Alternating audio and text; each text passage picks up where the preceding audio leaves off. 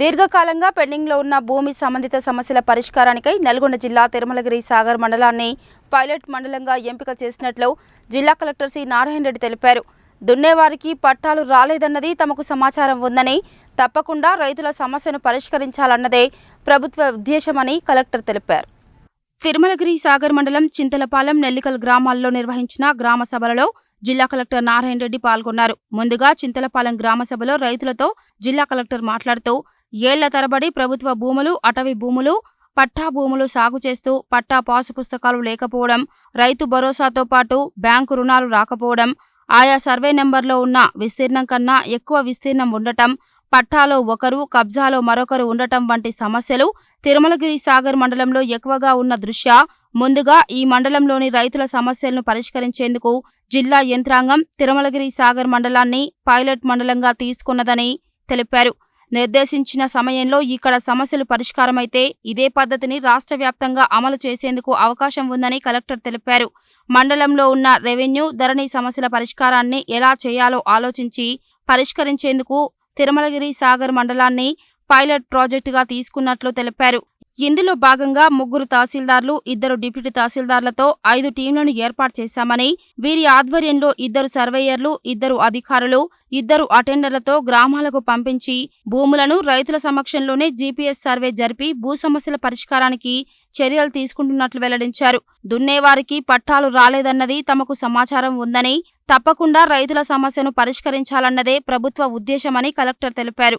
భూముల సమస్యల కారణంగా 2018 నుండి రైతు బంధు, రైతు భరోసా వంటివి లేకపోవడం, బ్యాంకు రుణాలు లేక భూమి దున్నేవారికి న్యాయం జరగడం లేదని, ఇలాంటి సమస్యలు పూర్తి స్థాయిలో అర్థమైతే 15 రోజుల్లోనే పరిష్కరిస్తామని, భూమికి సంబంధించిన వాస్తవాలను రైతులు తెలియజేయాలని, అదే సమయంలో బోగస్ రైతులను గుర్తించి జాబితాలో నుండి తొలగించడం చేయాలని, దున్నేవారికి పాసుబుక్కులు వచ్చేలా గ్రామ సభలో రైతులు తెలియజేయాలని అన్నారు.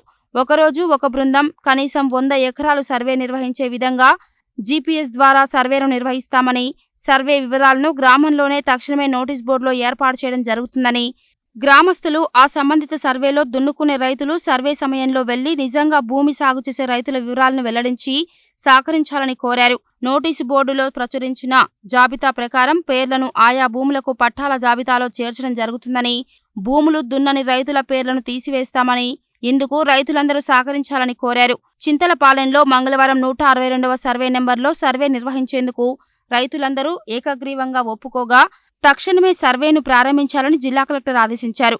ఇదే మండలం నెల్లికల్ గ్రామంలోని జిల్లా పరిషత్ ఉన్నత పాఠశాలలో నిర్వహించిన గ్రామ సభకు జిల్లా కలెక్టర్ హాజరై రైతులందరికీ ధరణి, రెవెన్యూ సంబంధిత సమస్యల పరిష్కారంపై వివరించారు. ఈ గ్రామంలో మంగళవారం 425 సర్వే నెంబర్లో సర్వే నిర్వహించేందుకు నిర్ణయించడం జరిగింది. కబ్జాలో ఉండి పట్టాలు లేని వారి పేర్లను విచారించడం జరుగుతుందని, ఏ రైతు ఎంత దున్నుకుంటున్నాడు అన్న వివరాలను సైతం నోటీసు బోర్డులో ప్రదర్శించడం జరుగుతుందని, పట్టాలు లేకుండా భూములు దున్నుకునే వారి పేర్లను అసైన్మెంట్ కమిటీ ముందు ఉంచి నిజమైన రైతులైనట్లయితే వారికి పట్టాలిచ్చే విధంగా చర్యలు తీసుకుంటామని కలెక్టర్ తెలిపారు.